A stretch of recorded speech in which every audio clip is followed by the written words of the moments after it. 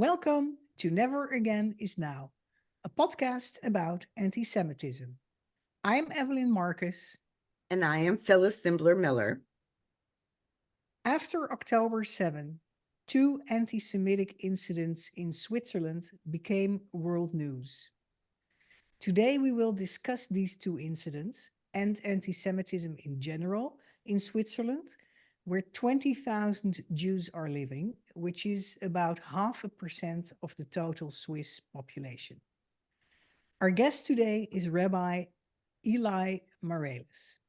He's the rabbi of the Orthodox Chabad movement in Kanton Bern, which is one of the states in the Swiss Confederation. The rabbi is actively connecting Jewish people in this region with each other. I met Rabbi Eli when I was in Switzerland last month and invited him to our podcast. Rabbi Eli, welcome and thank you for coming on our show. It is my honor and pleasure. So, Rabbi, could you please tell us about the two anti-Semitic incidents that recently took place in Davos and in Zurich? What happened? Who were the perpetrators and why did it happen? So basically, we have two problems in Switzerland. The one is known and the other one is a new problem. The first one is actually what happened in Davos, and that's not for the first time that the Jewish Orthodox Jews, they come there, usually in the summer, and usually it's fine, but sometimes we have problems there between the guests and the hosts.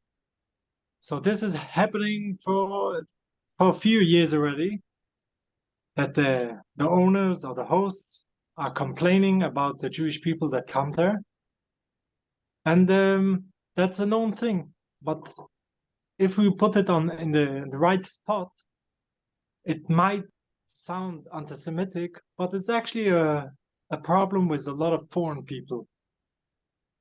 Technically, in Davos, they have a lot of Orthodox Jews, so they face it more with the Orthodox Jews. But in other cantons, where they have other kinds of guests, they also face problems. So it's a very known problem. Of course, we Jews are always suffering it because we are more traumatized because of the Holocaust. So that's the first incident. Wait, can I just clarify for our audience? So you're basically saying that the Swiss at tourist spots, vacation spots, are frequently not so friendly to foreigners who come. And it just depends that in Davos, the foreigners are more likely to be Orthodox Jews. So that's what you're saying. Correct? Yes, that's exactly the problem. And it's not, as it's known, statistically, it's already open that people that come to Switzerland, they know the Swiss are not very generous with foreign people. Of course, you have both sides. You have some very friendly and you have some people that are not. So that's actually the mix. So whoever has a problem with foreign people, usually you can hear about this. But whoever is friendly, so you will see it as well that he's a very friendly. That's two questions before you proceed, Rabbi. Could you describe to us what happened in Davos? What was the incident? So in Davos, it happened last time. It was in the winter. So people that go ski, they're going a bit playing with the snow. So one of the hosts that rents or borrows equipment for the snow didn't want to give it for Jewish people because he had bad experience with Jews. So therefore he said, he wrote it in Hebrew. Probably he used ChatGPT, but it didn't help him. So he thought only people that read Hebrew will understand it. But still, it was a very bad feeling for a lot of Jewish people because most of the Jews are very friendly, have no problems with the Swiss people. But a few people could make sometimes very much noise. and bad experience. And this is actually the feedback we came with this, that the host said he's not borrowing it to Jewish people. He's not renting out equipment, winter sport equipment to Jewish people. That's what he said, right? Yes. That's what he put in the window even of the store. Exactly, the sign. Yeah. And what was the second? The second. Sorry, before we go to the second incident, what you say there is a general animus in Switzerland to be somewhat negative about or against foreigners. But are Jews foreigners, or were these guests, these tourists, Jews from outside of Switzerland? Okay, they were from outside of Switzerland. Yes, there were Jews outside of Switzerland. Of course, you have a lot of Jewish Orthodox people that come to Davos from Swiss cities and other cantons. But since they have a big percentage of foreign Jewish people that come, so of course the culture and understanding is very differently. So of course it reflects with the Swiss. Okay. And what was the second incident this year, Rabbi? So the second incident is a very sad situation, and also in a certain way was very shocking. The sad situation was that a 15-year-old boy stabbed an Orthodox Jew on the streets about 8 or 10 times. And this Orthodox man had to go in hospital. He received they took care of him. He was stable after a while. He was in danger at the beginning, but then they stabilized his situation. And the shocking thing is for the Swiss people as well that they don't know these incidents. It's a new thing that happened for Switzerland. Switzerland doesn't first of all tolerate with all these kind of incidents, but also they don't know. It was a really shock for everyone, for the local news. This was in Zurich, am I right? Yes, this was in Zurich, and in a Jewish neighborhood. A lot of Jews live there, and the 15 years old boy is not from there. He's Swiss, as far as I know, but he's from originally from Tunisia, as I understood. And the shocking part is, as I say, Switzerland doesn't know these kinds of incidents. They don't know this. It's a new thing. It never happened in Switzerland. It doesn't happen, these things. So this was a really very big shock. And from their experience of the local communities, they will act very strongly against any kind of these things, incidents. But still, it's a very big shock because it's a new thing. So from one side, they will be very strong. There will be a very strong reaction. But at the same time, everyone was shocked. So what have they done so far? What has been the reaction of the authorities? And then what has been the reaction of the Jewish community? So usually police it's not openly what they will do with this guy. Usually these things go silent. Mm-hmm. But from the experience, from my knowing how the police react with these kinds of things, they have zero tolerance to these kinds of people. Yes. Because anti-Semitism in Switzerland in these kinds of ways is unproportional. It's something out of the limits. It's something that they cross the border.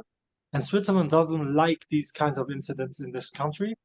And I'm sure that a lot of people are looking what's going to happen now, because if this goes in this direction, Switzerland will react in a much stronger way.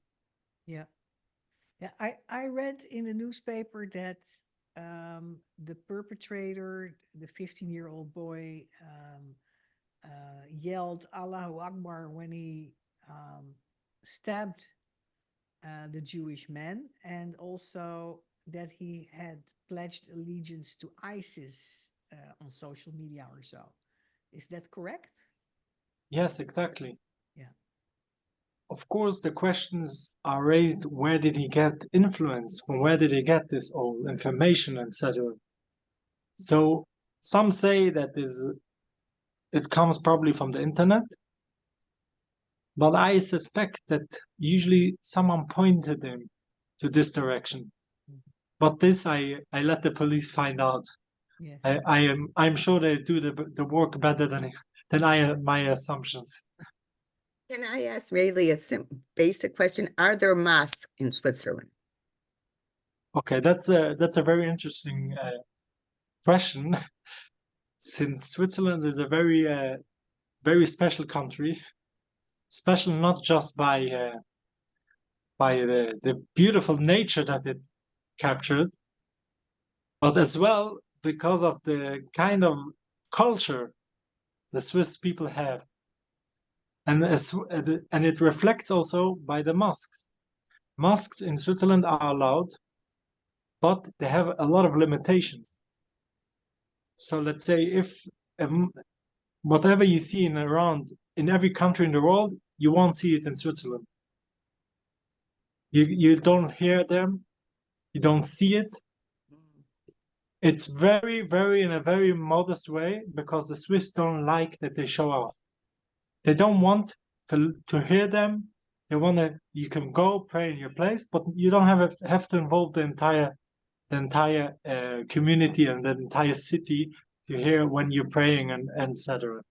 So that's a very interesting. The call to prayer 5 times a day. That's what you're saying. Yes.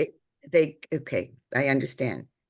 So there are no speakers and these things that are heard in the cities. It's in their own mosque. They have mosques, and they are allowed to pray, but in a way that it doesn't interfere other people on the streets during the night.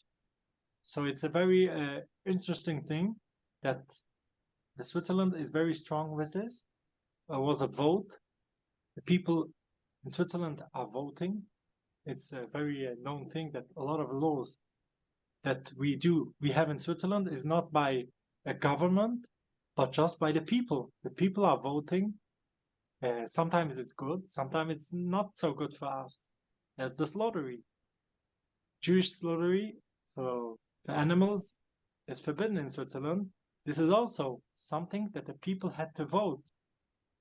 And once the people are voting, the government has to accept it.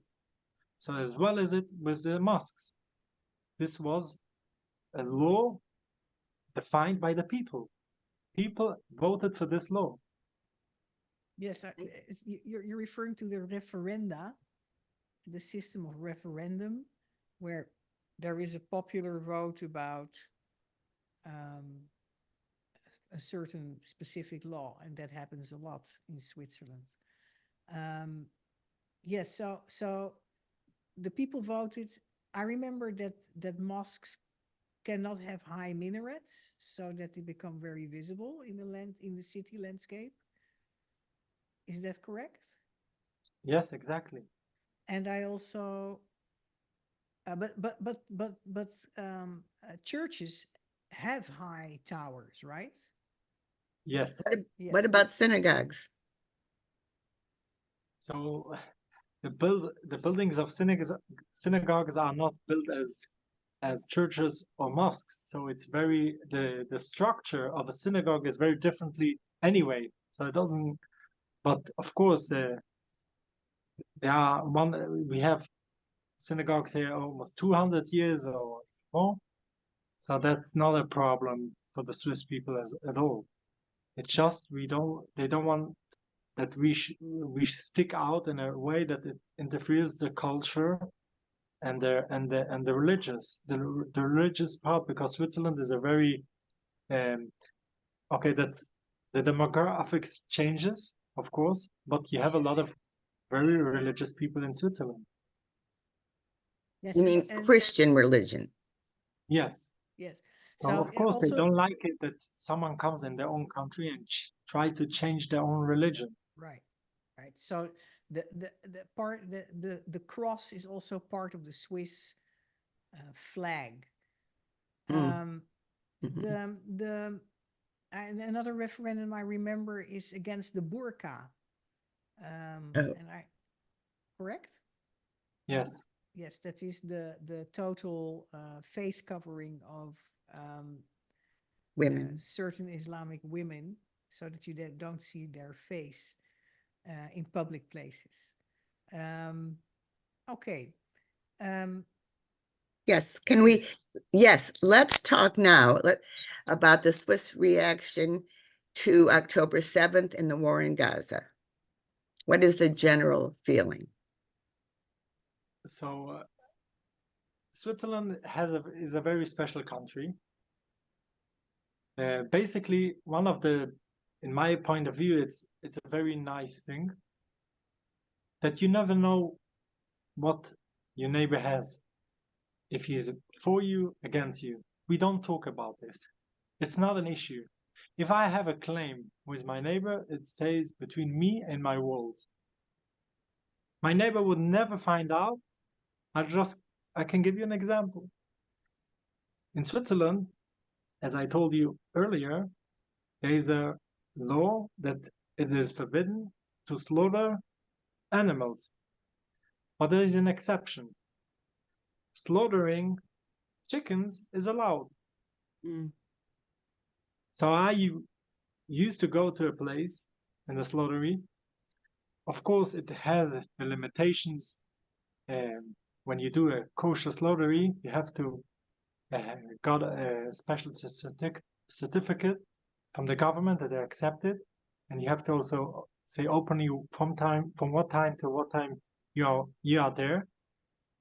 But one of the workers had a problem with this. How did I find out?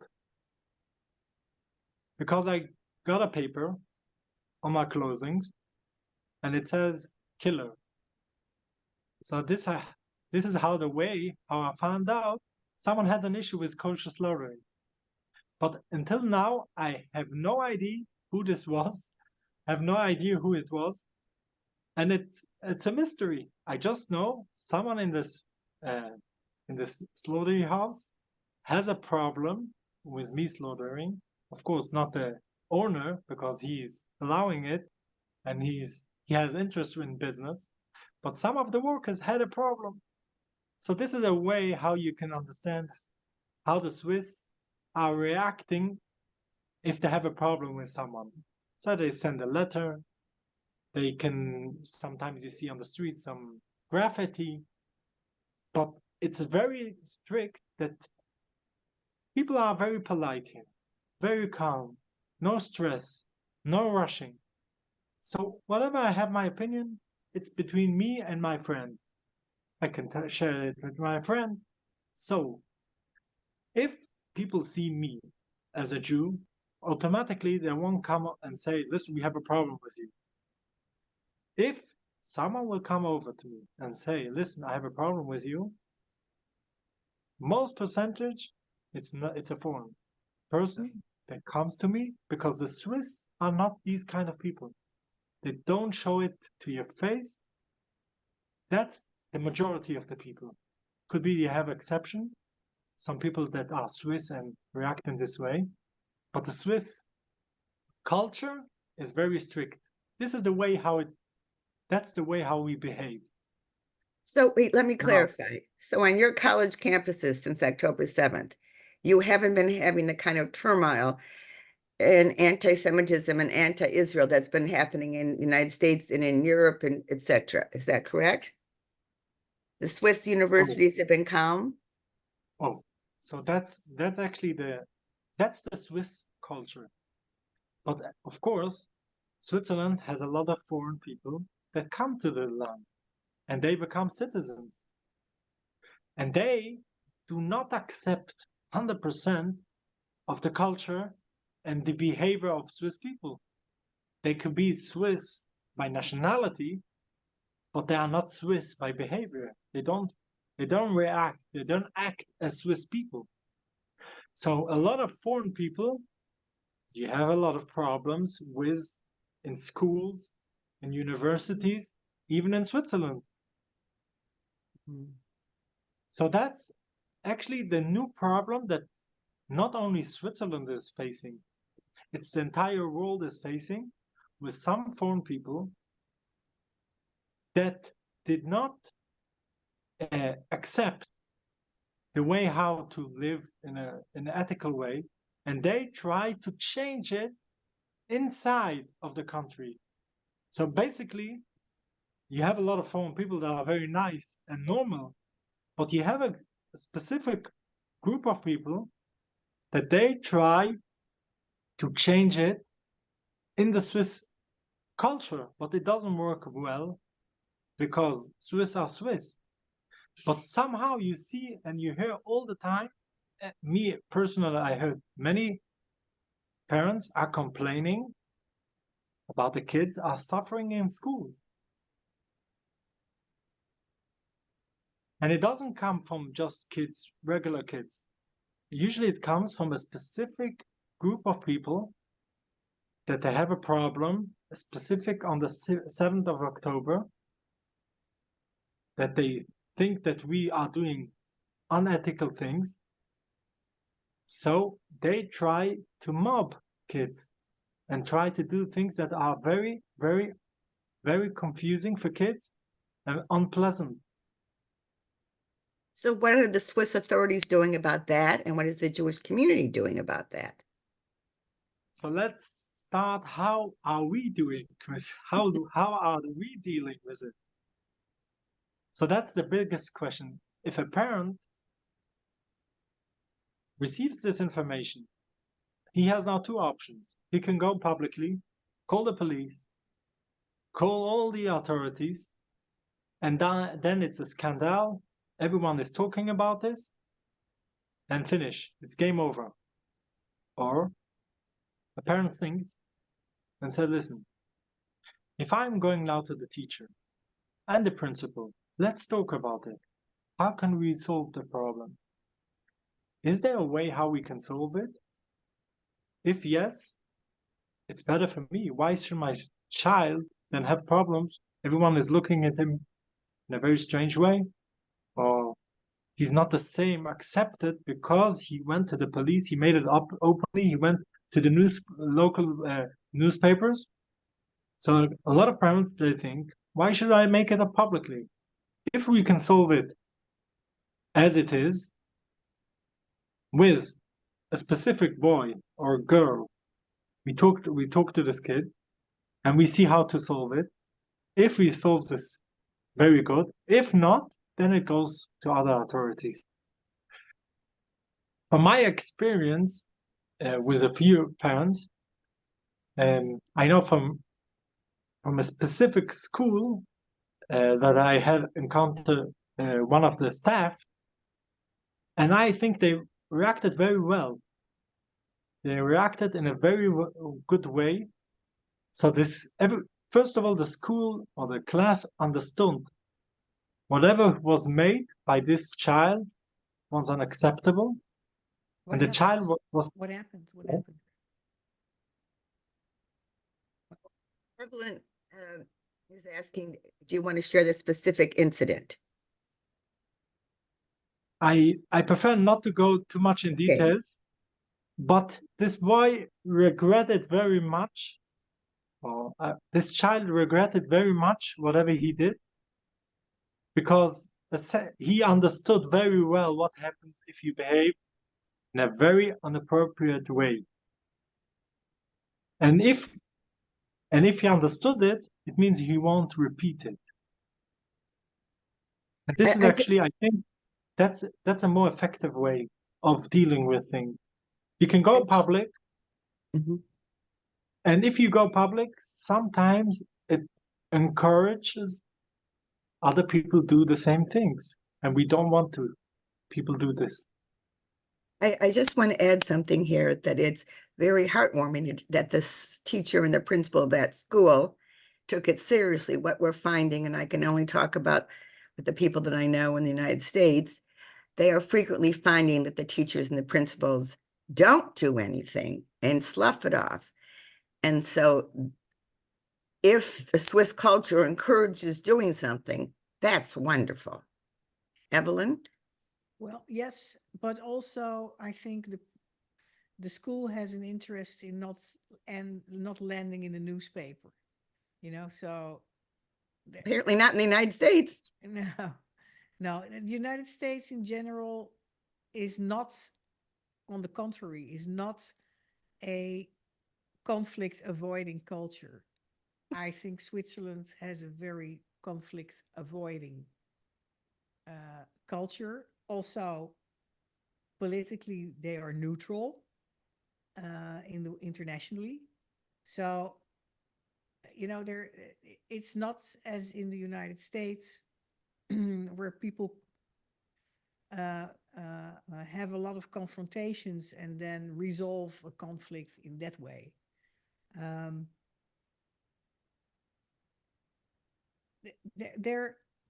Rabbi, a survey of the Anti-Defamation League in 2014, that was the last time when there was a survey about anti-Semitism in Switzerland by the ADL. It showed that 26% of the Swiss held anti-Semitic beliefs. That is in line with the average of Western Europe. You just told us a story about the letter you received about kosher slaughter, calling you a killer. Do you encounter anti-Semitism yourself? So it's interesting because a lot of people expected it, that because I'm seen as a Jew, I'm not hiding my costumes, so I'll face more problems. But it's actually in the contrary. People are much, much more friendly. I see a lot of people that are very positive, praying for Israel, praying for the Jewish people, are standing with us. It's amazing to see how much love you receive just because you dress like a Jew. Yeah. And the anti-Semitic part, I don't see so much. I can see sometimes people with eyes that are not very happy to see me, but that's their problem. That's not my problem. And as far as it stays it's their problem and not my problem, then we are in a normal country. And this is how it should be. People don't have to agree on everything. People could disagree and even don't like someone, but you have to behave ethically. And this is something that I personally don't see anti-Semitism in my life. Sometimes you see people are saying, hey, look, he's Jewish.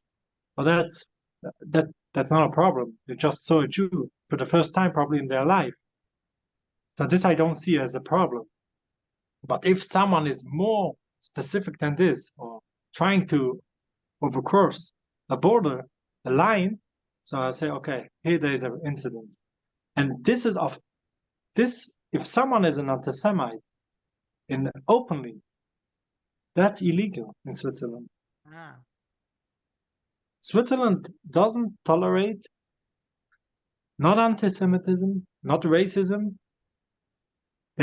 These things don't exist, are not allowed in Switzerland. And after the October the 7th, you saw everywhere on the streets, in German, nicht bei uns, not by us, not racism, not by us means nicht bei uns, not by us. We don't allow racism and anti-Semitism.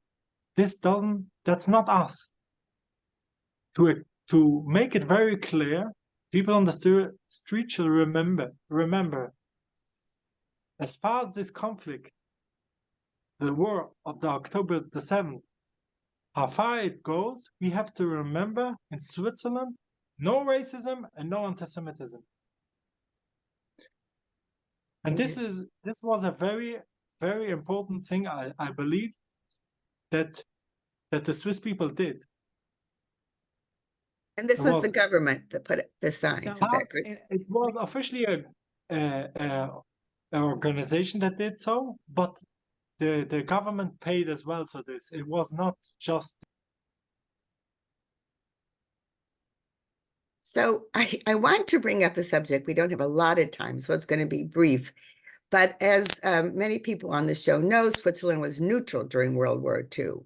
And yet there is, I don't know if I should use the word controversy, but there's a lot of, information about the Swiss and how they treated their internal Jews during the Holocaust, World War II, and foreign Jews. Would you like to say a little bit about that? So, of course, Switzerland is a neutral country. And because they are neutral, it doesn't mean that they are not affected by the world.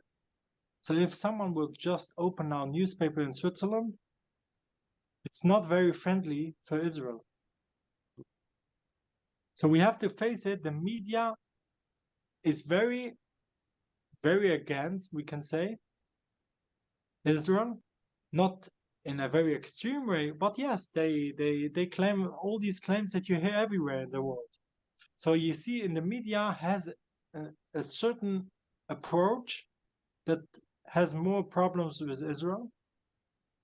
Therefore, also some parts of the government are more critical. They give more critics against Israel. So you have this part as well.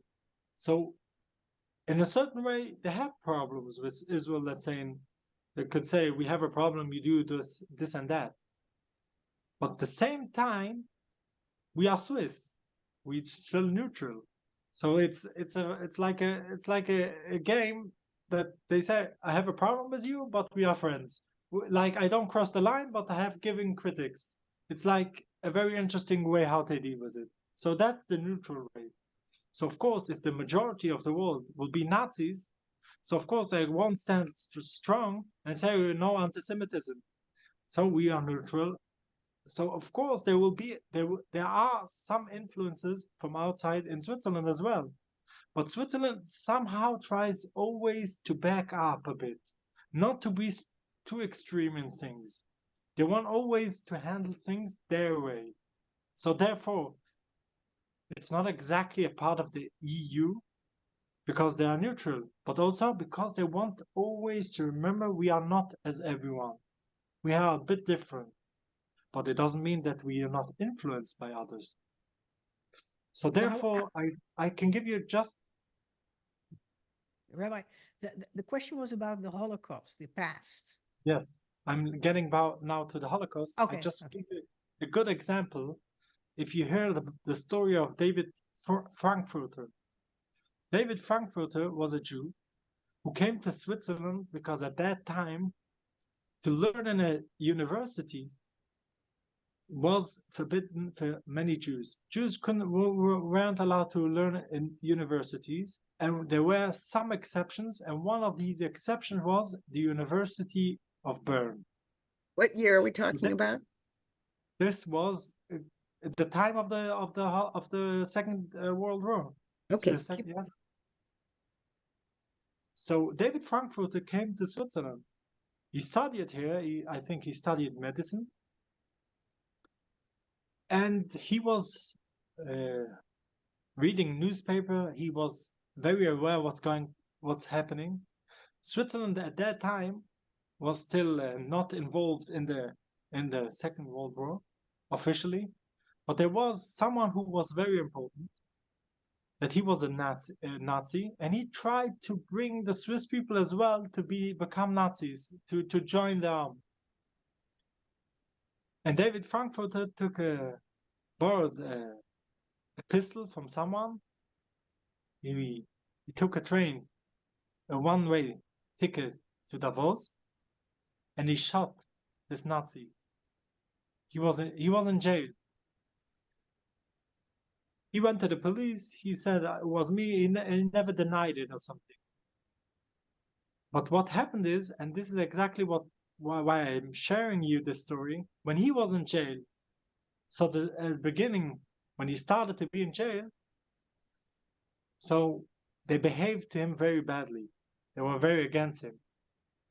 But as the war changed and the Nazis, they lost them more and more and more.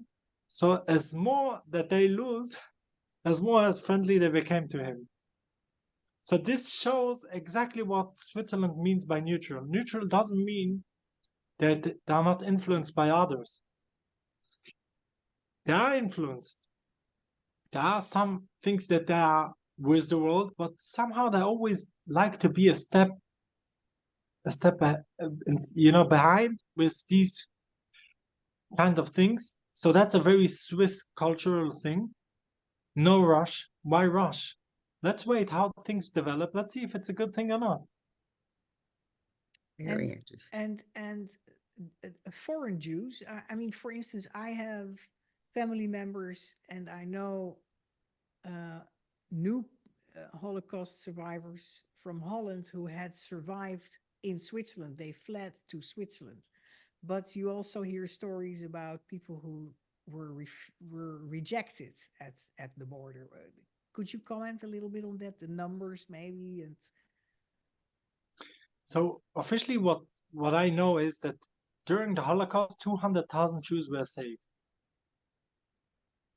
But of course, it doesn't mean that Switzerland was the best.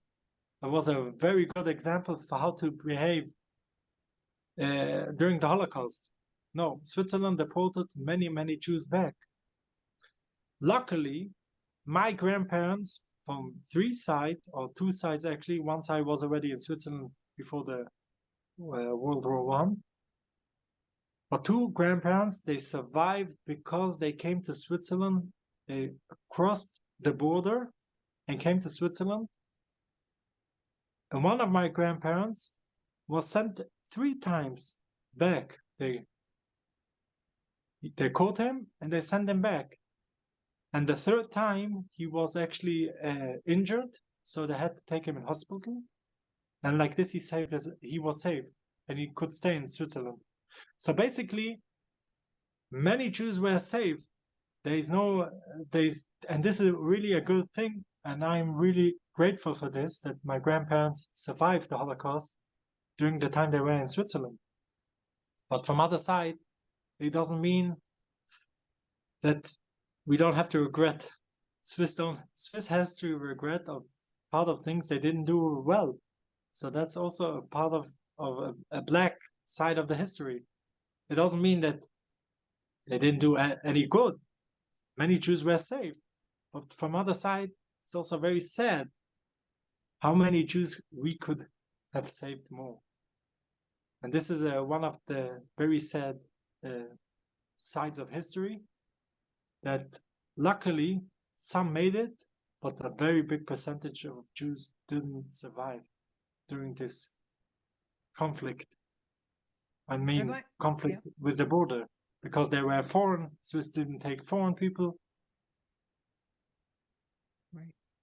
Rabbi, would you like Switzerland today to do more against anti-Semitism? And if so, what is it you would like to see them doing? I think that there is a very important part of all these anti-Semitism is by education.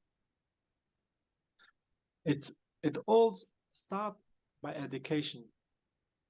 And if there must be more progress in education, this I would really encourage the government to do much more about this. They are trying. They're investing now a lot of money to how to deal with these things. It's a problem from one side. There are some people that are anti-Semitic, but from other side, how can we deal with it? How can we solve this problem that this poison should not spread, and it shouldn't affect in a bad way? So Switzerland is trying to do so. But my suggestion is, if we teach kids in school in a very, very good way how it's not allowed to be anti-Semitic. It's not allowed to be racist in a manner that kids will understand it, in a way that they grew up in this kind of education. That should be actually the most beautiful thing for a beautiful future. Because if you don't have these fundamentals, the culture, the entire government will get poisoned. If you don't deal with this poison, it spreads more and more and more. So my suggestion, if someone from the Swiss government is listening, is invest in education. Invest in education. Try to see how we can bring more in a effective way, more tolerance between people. People should accept others, but the same way also respect others. Means there are lines I disagree, but I don't, because I disagree, it doesn't mean I'm allowed to kill you. This is what happened to this 15-year-old boy in Zurich, that because he believes there is no limits, he can stab someone. So these kind of things has to be in a very clear way from a very young age, to that a young child, very young, should understand the limits, what's allowed and what's not allowed. Thank you. Evelyn, do you want to ask one more question? Yes, Rabbi, is there something other people or countries could learn from Switzerland regarding anti-Semitism? One thing, behave. That's good. Would you like that to be your last word, or is there one other thing you'd like to add, Rabbi? Maybe I'll add something that has a lot of meaning in my point of view, because we are just approaching the festival, the holiday of Purim. So we have to remember whatever we do is very important. Like the Queen of Esther. The Queen Esther went and told to the king what's wrong, what's right. She did whatever she could have done. But at the same time, we are always remembering that's not always about us. Sometimes you have to see the bigger picture. And as a people, we have always to remember to be united, because this is the survivor of our people, as we see it by the times of Purim. Mordechai, he was the uncle of Esther. So he took all Jews together, because one nation united can overcome all storms. Thank you. That's a very important final comment that I hope everyone listening will take to heart. We thank you so much for coming on the show. We thank our listeners. Those of you who would like to know more about Evelyn, myself, or our work, go to Never Again Is Now podcast on YouTube, Spotify, and Apple Podcasts. And as we end every podcast, we say, please speak up against anti-Semitism and all hate.